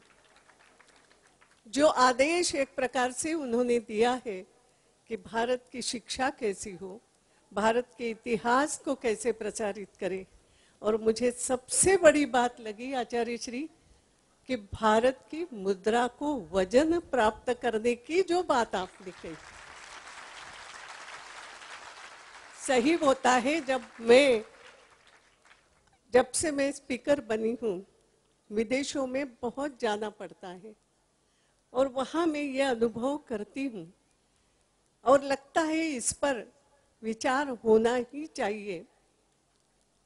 विचार हो भी रहा है, हमारे यहाँ प्रधानमंत्री जी अलग अलग नाम है, मगर आज एक बात समझ में आई, मेक इन इंडिया कहो, स्किल इंडिया की बात कहो, लेकिन जो व्यक्ति देश के लिए सोचता है वो एक ही प्रकार से सोचता है। आचार्य श्री ने आज जो बातें मुझे कही है, करीब करीब वही बातें हैं, और इसलिए आज यहाँ से कुछ लेके जा रही हूँ कि हमारे भारतीय संस्कृति में स्वयं के लिए नहीं सोचना, एक प्रकार से ये संन्यास है, सब आप सभी ने लिया, मगर इसका अर्थ स्वयं के लिए नहीं सोचना, लेकिन समाज के लिए, देश के लिए, सतत रूप से देश के विकास के लिए सोचना है, और वो आचार्य श्री कर रहे हैं। नेताजी सुभाष चंद्र बोस का अपनी माँ को तात्कालिक परिस्थितियों में जो अत्यंत भावुकता भरा उस समय की स्थितियों को स्पष्ट रखता हुआ एक पत्र है, मैं उसका वाचन कर रहा हूँ। माँ, बताओ तो हमारी इस शिक्षा का क्या उद्देश्य है? मेरे लिए इतना धन व्यय कर रही हो, दोनों समय गाड़ी से स्कूल भेजती हो, उक्त दिन में 4 बार भरपेट भोजन कराती हो, सुंदर वस्त्र पहनाती हो, नौकर नौकरानियां रखती हो। मैं सोचता हूँ कि मेरे लिए तुम इतना कष्ट क्यों उठाती हो? विद्यार्थी जीवन समाप्त होने पर हमें कर्म क्षेत्र में प्रवेश करना है, फिर हम जीवन भर गधे की भांति परिश्रम करेंगे और अंत में हमारा देहांत हो जाएगा। माँ, आप जीवन में मुझे किस क्षेत्र में कार्य करते देखकर प्रसन्न होंगी? मुझे ज्ञात नहीं कि आपकी आकांक्षा क्या है, परंतु बड़ा होने पर मैं किस पद पर नियुक्त हूँ जिससे आपको प्रसन्नता होगी? माँ, क्या जज, मजिस्ट्रेट, बैरिस्टर अथवा किसी शासकीय पद पर मेरे नियुक्त होने से आपको सर्वाधिक प्रसन्नता होगी? जब धन कुबेर समझकर लोग मेरी पूजा करेंगे तब आपको आनंद मिलेगा। बहुत साधन, गाड़ी घोड़ा, मोटरें होंगी, बहुत से नौकर चाकर और विशाल भवन होगा, बड़ी जमींदारी होगी, तब आपको सुख मिलेगा। अथवा दरिद्र होकर भी मैं विद्वान और गुणी व्यक्तियों के द्वारा सम्मानित होऊंगा, तब आपको प्रसन्नता होगी। माँ, मेरी तीव्र इच्छा है कि आप मुझे बताएं कि मुझे कैसा देखकर आपको प्रसन्नता होगी। दयामय प्रभुवर ने हमें मनुष्य योनि में जन्म दिया है और स्वस्थ शरीर, बुद्धि, शक्ति आदि प्रदान की है। आखिर किस लिए? ईश्वर ने अपनी पूजा के लिए ही मनुष्य को ये दुर्लभ गुण दिए होंगे, किंतु हम उसकी पूजा कब करते हैं? दिन में एक बार भी हृदय से स्मरण नहीं करते। माँ, यह सोचकर दुख होता है कि जिस ईश्वर ने हमारे लिए इतना किया, जो सुख दुख में, घर और बीहड़ वन में सदैव ही हमारा मित्र है, जो हमारे निकट सदैव ही रहता है, हमारे मन मंदिर में निवास करता है, जो ईश्वर हमारा इतना आत्मीय है, उसे हम एक बार भी हृदय से स्मरण नहीं करते। संसार के तुच्छ पदार्थों के लिए हम कितना रोते हैं, किंतु ईश्वर के लिए हम अश्रुपात नहीं करते। माँ, हम पशुओं से अधिक कृतज्ञ पाषाण हृदय हैं। उस शिक्षा को धिक्कार है जिसमें ईश्वर का नाम ही नहीं और इस व्यक्ति का जन्म निरर्थक है जो प्रभु का नाम स्मरण भी नहीं करता। प्यास लगने पर लोग नदी सरोवर का जल पीकर प्यास बुझाते हैं, पर इससे क्या मन की प्यास बुझती है? नहीं, मन की प्यास साधारण जल से नहीं बुझती। इसीलिए शास्त्रकारों ने लिखा है, भज गोविंद भज गोविंद भज मूढ़ मते। भगवान ने कलयुग में एक नई सृष्टि का सृजन किया है। यह सृष्टि बाबू संप्रदाय की है। प्रभु के दिए 2 पैर हैं, किंतु हम 20-20 कोस पैदल नहीं चल पाते क्योंकि हम बाबू हैं। हमारी 2 बाहें हैं, परंतु शारीरिक श्रम नहीं कर सकते, हाथ से काम नहीं कर सकते। ईश्वर ने हमें बलिष्ठ शरीर दिया है, परंतु हम श्रम करना, छोटे व्यक्तियों का कार्य समझकर श्रम से घृणा करते हैं। इसका कारण यही है कि हम बाबू हैं। हम सब काम नौकरों से कराते हैं, हाथ पैर चलाने में कष्ट होता है। हम बाबू हैं। गर्म देश में जन्म होकर भी हम गर्मी सहन नहीं कर सकते। साधारण ठंड से हम इतना घबराते हैं कि सारे शरीर को वस्त्रों के बोझ से लाद लेते हैं, क्योंकि हम बाबू हैं। हम प्रत्येक स्थान पर अपने को बाबू कहते हैं, किंतु वास्तव में हम मनुष्यता से दूर हैं। मनुष्यता के रूप में निरे पशु हैं, पशु से भी अधम हैं, क्योंकि हमारे पास ज्ञान है, विवेक है, पशुओं के पास वह भी नहीं। हम जन्म से ही सुख विलास से पोषित होने के कारण तनिक सा भी कष्ट नहीं सहन कर सकते। इसी कारण हम इंद्रियों पर नियंत्रण नहीं रख पाते, उन्हें हम जीत नहीं सकते। इसी कारण हम इंद्रियों के दास बनकर रहते हैं, बोझिल जीवन व्यतीत करते हैं। हम पढ़ रहे हैं, आगे नौकरियों का लालच और धन का लोभ रहने पर हमारी शिक्षा का क्या होगा? क्या हम वास्तव में मानवता के अधिकारी बन सकेंगे? आपका क्या विचार है? हम और हमारा देश दिन प्रतिदिन पतन के गर्त में गिर रहे हैं। कौन हमारा उद्धार करेगा?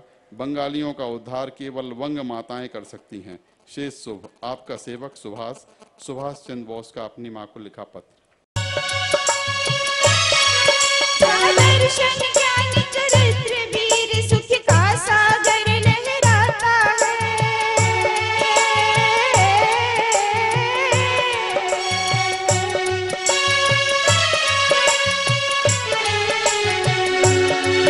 तो दोस्त 18 रहते हुए, जो दोस्त 18 रहते हुए हम मस्तक उन्हें नवाते हैं।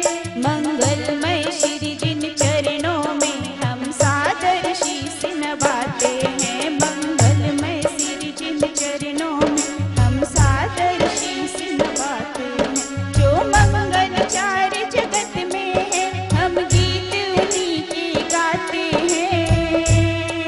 मंगलमय श्री जिन चरणों में हम सादर शीस नवाते हैं। मंगलमय श्री जिन चरणों में हम सादर शीस नवाते हैं।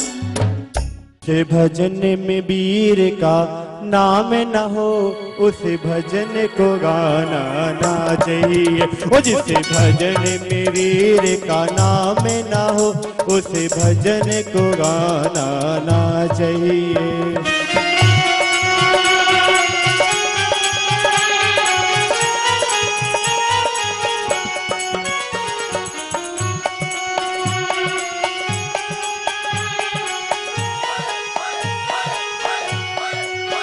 जिसे माँ ने हमें को जन्म दिया, दिल उसका दुखाना ना चाहिए। जिसे माँ ने हमें को जन्म दिया, दिल उसका दुखाना ना चाहिए। जिसे पिता ने हमें को पाला है, दिल उसका दुखाना ना चाहिए। 2.3% हमारे देश में जो कार्य करने वाली जनता है वो प्रशिक्षित है। वहीं यूनाइटेड किंगडम में 68% प्रशिक्षित है, जर्मनी में 75% प्रशिक्षित है, यूएसए में 52% प्रशिक्षित है, जापान में 80% प्रशिक्षित है और साउथ कोरिया में 96% प्रशिक्षित है। और इसी के कारण इन देशों में जो है तरक्की तेजी से हो रही है। अगली स्लाइड। हमारी ताकत हम सब जानते हैं, बहुत बड़ी आबादी जिसमें से 54% आबादी 25 वर्ष से कम उम्र की है और ये ताकत हमारे पास डेमोग्राफिक डिविडेंड के रूप में 2040 तक रहेगी। इसके बाद यही आबादी की उम्र जो है वो बढ़ने लगेगी और ये काम करने के लिए उतनी क्रियाशील नहीं रहेगी। साक्षरता हमारी बहुत अच्छी है, मांग बहुत है हमारे यहाँ पर कुशल मानव संसाधन की। कौशल उन्नयन से जो युवाओं के लिए रोजगार और स्वरोजगार के अपार अवसर, कहीं नहीं जाने की जरूरत है। बिटिया ने बता दिया कि दीक्षा ने बता दिया कि हमारे बीच में ही अवसर हैं, अपने घर में हम ये काम कर सकते हैं और उसका मांग हमारे बीच में ही है। अभी दीदी लोग यहाँ पर इन्होंने हथकरघा के जो है स्टॉल भी लगाए हुए हैं।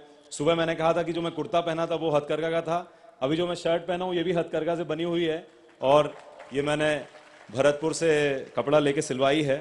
महिलाओं के लिए कौशल उन्नयन एक वरदान है, मैंने खुद देखा है। हमारे रीवा जिले के पास जो काम चल रहा है वहाँ पर महिलाएं जो हैं अपने घर में पुरुष तो काम कर रहे हैं, लेकिन महिलाएं भी अपने घर में हथकरघा लगा के काम कर रही हैं और कौशल उन्नयन उन्होंने सीखा, उन्होंने एक काम सीखा और अपने घर में आमदनी बढ़ाने में, तो ये एक वरदान है उनके लिए, आगे बढ़ें। हमारी चुनौतियां हम सब जानते हैं कि कौशल उन्नयन करने वाले को कोई बड़ी डिग्री नहीं मिलती है, तो इज्जत का सवाल है कि डिग्री लेना या हमारी इज्जत ज्यादा होना। तो ये एक डाइकोटमी है, एक विरोधाभास है कि हम डिग्री लेकर बेरोजगार बने रहें या हम कुछ काम करके श्रम का गौरव कमा के इज्जत हमारे हाथ में बनाए रखें। चुनौती है शिक्षित बेरोजगारों की बढ़ती हुई जनसंख्या, उसके कारण अपराध बढ़ रहे हैं, नैतिक पतन हो रहा है। हमारे देश में असंगठित क्षेत्र में 93% कार्यशील जनसंख्या है और यही जनसंख्या जो है, जो उद्योगों की मांग है, उसके अनुरूप उनको व्यावसायिक प्रशिक्षण नहीं मिल पा रहा है। और इसके लिए माननीय प्रधानमंत्री जी ने स्किल इंडिया मिशन चालू किया है और मैं उनको धन्यवाद देना चाहूंगा कि ये मिशन बहुत तेजी से हमारे देश में आगे बढ़ रहा है, जो युवाओं में कौशल गैप की कमी को दूर कर रहा है। एक और हम लोगों ने देखा कि कौशल उन्नयन के लिए समर्पित संस्थाओं की कमी है। अभी आचार्य जी का जो मॉडल है, ये 11 स्थानों पे ये मॉडल उन्होंने खड़ा करवा दिया, उनके मार्गदर्शन में खड़ा हो गया। समर्पण है, बच्ची का हम देख रहे हैं 96% रिजल्ट आ रहा है, साथ साथ वो 15 घंटे उसने हथकरघा भी चला लिया, अपने पढ़ाई के साथ उसने ये काम भी कर लिया, क्योंकि ये समर्पण के साथ स्कूल चल रहा है, समर्पण के साथ कौशल उन्नयन की ट्रेनिंग दी जा रही है। ये बहुत जरूरी है। हमारे देश में कई संस्थाएं ऐसी हैं जो पैसे के लिए ये काम करती हैं, लेकिन यदि समर्पण उनमें आ जाए तो देश जो है बहुत जल्दी तरक्की कर सकता है। एक बात कहना चाहता हूं कि जब हम कौशल उन्नयन के संदर्भ में आज सारी बात हो रही थी, राहुल सर ने अपनी बात कही, सजल जी ने अपनी बात बताई, तो मैं मन में सोच रहा था कि जब भी हमारे मन में कोई सवाल कौंधता है या कोई आशंका होती है, तो पूज्य आचार्य जी की वाणी में स्वयं ही हमारे सारे सवालों के जवाब हमें मिल जाते हैं। और कौशल उन्नयन की दूरदृष्टि का ही परिणाम था ये। आज तो शायद भारत सरकार ने स्किल इंडिया की पहल अब शुरू की है, लेकिन आचार्य जी की विजन का, उनकी दूरदृष्टि का परिणाम था। चाहे वो मढ़िया जी का संस्थान हो या दिल्ली में अनुशासन हो, कौशल उन्नयन के माध्यम से युवाओं को सिविल सेवाओं में आने की प्रेरणा आचार्य जी ने दी। और इसके अलावा मैं जब पहले भी आया, एक स्वराज नाम की किताब आचार्य जी ने हम सबको दी। गोपालन हो या दुग्ध का विकास हो, स्वावलंबन और सहकारिता के माध्यम से स्वराज का जो स्वप्न आचार्य जी ने हम सबको दिखाया है, वो हम सबके लिए बहुत बहुत प्रेरणा का स्रोत है। दुनिया में सैकड़ों धर्म हैं, हिंदू धर्म है, सिख है, ईसाई है, इस्लाम है, पारसी हैं, बौद्ध हैं। इस बात पर विवाद हो सकता है कि किस धर्म को जानने वाले ज्यादा हैं, किस धर्म को मानने वाले ज्यादा हैं, कौन सा धर्म प्राचीन है, कौन सा अर्वाचीन है, कौन सी व्यापकता है। लेकिन एक बात पर कोई विवाद नहीं हो सकता, मैं विज्ञान का विद्यार्थी हूं, तमाम अधिकारियों की और न्यायिक अधिकारियों की उपस्थिति में पूरे दावे के साथ कह सकता हूं कि सारे धर्मों को यदि तर्कों और प्रामाणिकता के आधार पर साकार करने की बात हो, विज्ञान की कसौटी पर कसने की बात हो, प्राणी मात्र और जगत के कल्याण की बात हो, तो जैन धर्म दूसरों से 21 ठहरता है, 19 नहीं ठहरता। हम सब जानते हैं कि दुनिया में सबसे बड़ा क्षेत्रफल रूस का है, सबसे बड़ा ताकतवर और धनी देश अमेरिका है, सबसे ज्यादा आबादी और विकास की रफ्तार चीन की है। लेकिन इन नौजवानों के सामने मैं एक बात कह सकता हूं कि दुनिया में सबसे ज्यादा काबिल नौजवान और सपने देखने वाली आंखें हिंदुस्तान के पास हैं। मंजिलें उन्हीं को मिलती हैं जिनके सपनों में जान होती है। पंखों से कुछ नहीं होता, हौसलों से उड़ान होती है।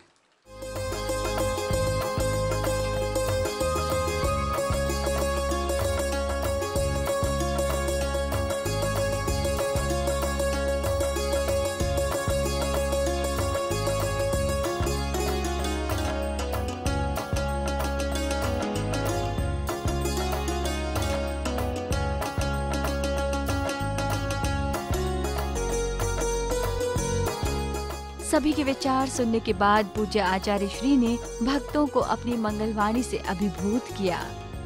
आपको ज्ञात होगा या तो सुनने में आया होगा,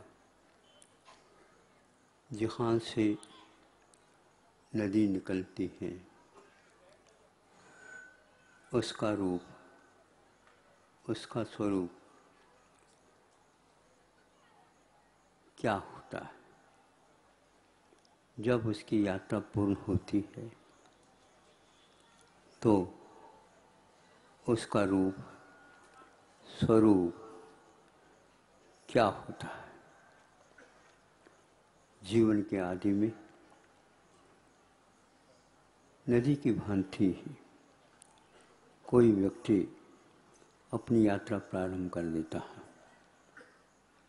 और उसको रूप देता हुआ संघर्ष के साथ आगे बढ़ता जाता है और एक दिन सफलता उसके पास आकर के चरणों में झुकती हुई है। उस समय वह व्यक्ति समझता है, जो चलता है, जो रुकता नहीं और चलता हुआ भी रोता नहीं और वह चलता हुआ भी इधर उधर देखता भी नहीं। इधर उधर देखने से उत्साह भंग हो सकता है, प्राकर के होता ही है। लक्ष्य बनाए तो वह अवश्य ही एक दिन वहाँ तक पहुँच जाता है।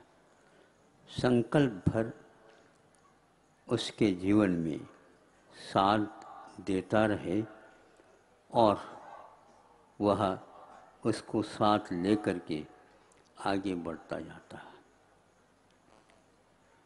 आज प्रशासन संबंधी यहाँ पर चर्चाएं घंटों से सुबह से चल रही हैं। बीच में कुछ समय के लिए लोकसभा के अध्यक्ष भी उपस्थित थे। द्रव्य क्षेत्र काल भाव ये बहुत महत्वपूर्ण कारण हुआ करते हैं प्रत्येक कार्य को सानंद संपन्न करने के लिए। चाहे वह श्रमण हो, चाहे श्रावक गृहस्थ, चाहे वह प्रशासक हो, शिक्षक हो, कोई भी हो, उसके लिए जहाँ पर वह कार्य करना चाहता है, वो जिसका नाम क्षेत्र होता है, वह अनिवार्य होता है। मन में तरंगें उठ रही हैं, रेखाएं उत्पन्न हो रही हैं, किंतु जब तक सामने कागज अथवा और कोई साधन नहीं होगा, उसकी अभिव्यक्तिकरण नहीं संभव नहीं है। हम उसको चित्र बोलते हैं और मन में उठती हुई रेखाएं बहुत जल्दी लीन होती चली जाती है। दूसरे क्षण में दूसरी रेखा आ सकती है, लेकिन पूर्व रेखा को यदि हम चित्र का रूप धारण करना चाहते हैं तो अवश्य उसको स्थिर बनाना आवश्यक होता है। अस्थिरता के साथ ये कार्य संपादित नहीं होता। प्रत्येक क्षेत्र में संयम की बड़ी जरूरत होती है और जिसने अपने चित्त के तरंग को, वह भाव कल्पना को स्थिर बनाना चाहता है, उससे बढ़कर के और कोई साधक नहीं हुआ करता है। वह आंखें बंद भी कर सकता है और आंखें खोली भी रख सकता है, किंतु मन में उठती हुई कल्पना विचारधारा को तभी शब्द का रूप अथवा कोई न कोई स्वरूप उसे तब प्राप्त प्रदान करता है जब वह भीतर से स्थिर रहता है। तार पर चलने वाला व्यक्ति आप देख रहे हैं, आप चूंकि दर्शक बने हैं और वो ऊपर है। कुछ समय के लिए आपको विस्मय, वाह ऐसे करते हैं, लेकिन जब वो थोड़ा सा हिलना डुलना हो जाता है तो आप लोगों के दोनों हाथ यूं उठ जाते हैं। आप उस दृश्य को देखने के लिए टिकट लेकर के आए हो और आपका चित्र अब क्या होगा, अब क्या होगा, अब क्या होगा, आपका ही क्या होगा, उसका कुछ नहीं होगा। वह अडिग है आप सबको वह विस्मित चकित करने की क्षमता रखता है। लेकिन यदि आप उस कौशल को, उस कुशलता को, उस आर्ट कला को देखोगे, इसने कैसा हासिल किया, मेरा भी तो जीवन वैसा ही है। भीतर से अपने आप ही जिज्ञासा उत्पन्न हो सकती है, ये भी संभव है अपने जीवन में भी।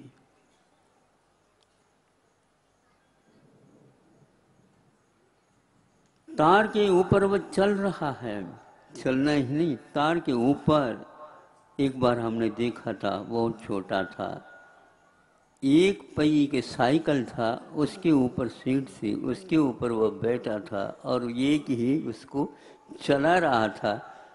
आप नीचे तार रखने के उपरांत भी चल नहीं पाओगे जमीन पर। कैसे चल रहा है? चल सकता है क्योंकि उसकी स्थिरता है, उसके कान बंद हैं, आपकी प्रशंसा की भूख उसके भीतर नहीं है। वह कभी भी आपसे विस्मित नहीं होता, आपके चेहरे की ओर देख सकता है कि ये क्या कर रहा है। जब वह अंतिम मंजिल तक पहुंच जाता है, सभी जनता उससे अभिवादन के लिए थालियां गड़गड़ाहट बजा देती है। तार के ऊपर चलना जीवन। शरीर होते हुए भी शरीर को भूलना आवश्यक होता है। मन होते हुए भी मन से हमें प्रभावित नहीं होना, किंतु हमें मन को अपने अधीन रखना है। जो कोई भी अभी आपके सामने साधना करते हुए आए, आप लोगों ने उनका उत्साह वर्धन करने के लिए सम्मानित आदि किया है। उनका अभी जीवन प्रारंभ हुआ है। असल में तो अभी उनको उनकी साधना के माध्यम से यहाँ तक जो आए हैं, साधना के क्षेत्र में अभी प्रवेश हुआ है और बहुत पूर्णतः आप उनका स्वागत करना चाहते हैं, ये भी गड़बड़ी है। भाषा का ज्ञान होता है, 16 कक्षा हो जाती है तो हम समझते हैं कि बोध का अंत आ गया है। यहीं पर गड़बड़ी होती है क्योंकि वह नौकरी का लक्ष्य लेकर के चलता है, जबकि उस भाषा के माध्यम से भाव की गहराई तक पहुंचने का अवसर उसे प्राप्त है। यही कि यहीं वह तैरता हुआ रह जाता, डुबकी लगा ही नहीं पाता है और आप उस व्यक्ति का स्वागत करना चाहते हैं। आज शिक्षा के उद्देश्य में यही कुछ आ रहा है, गहराई में जाने का जो अवसर प्राप्त है और उसको हम नौकरी के माध्यम से ऊपर ऊपर रख देते हैं। साधना कोई वस्तु होती ही नहीं। मूक माटी में हमने 2 पंक्ति लिख करके शीर्षक के माध्यम से कहा गया, शब्द सो बोध नहीं, बोध सो शोध नहीं।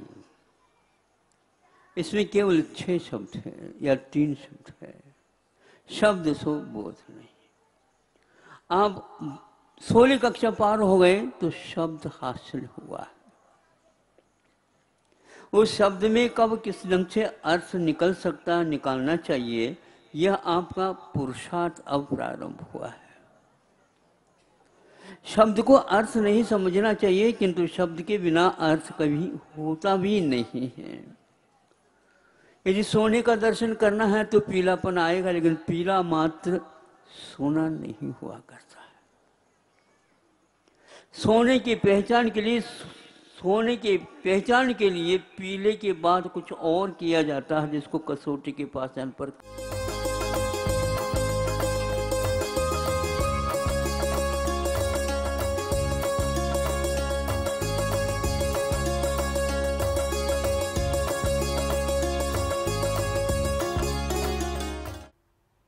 तो दर्शकों, कुछ इस तरह संपन्न हुआ यह पावन दिन और हमारी यह विशेष प्रस्तुति भी। कल इसी समय पुनः हाजिर होंगे आपके समक्ष अगली कड़ी के साथ। तब तक के लिए देखते रहिए पारस चैनल। जय जिनेंद्र।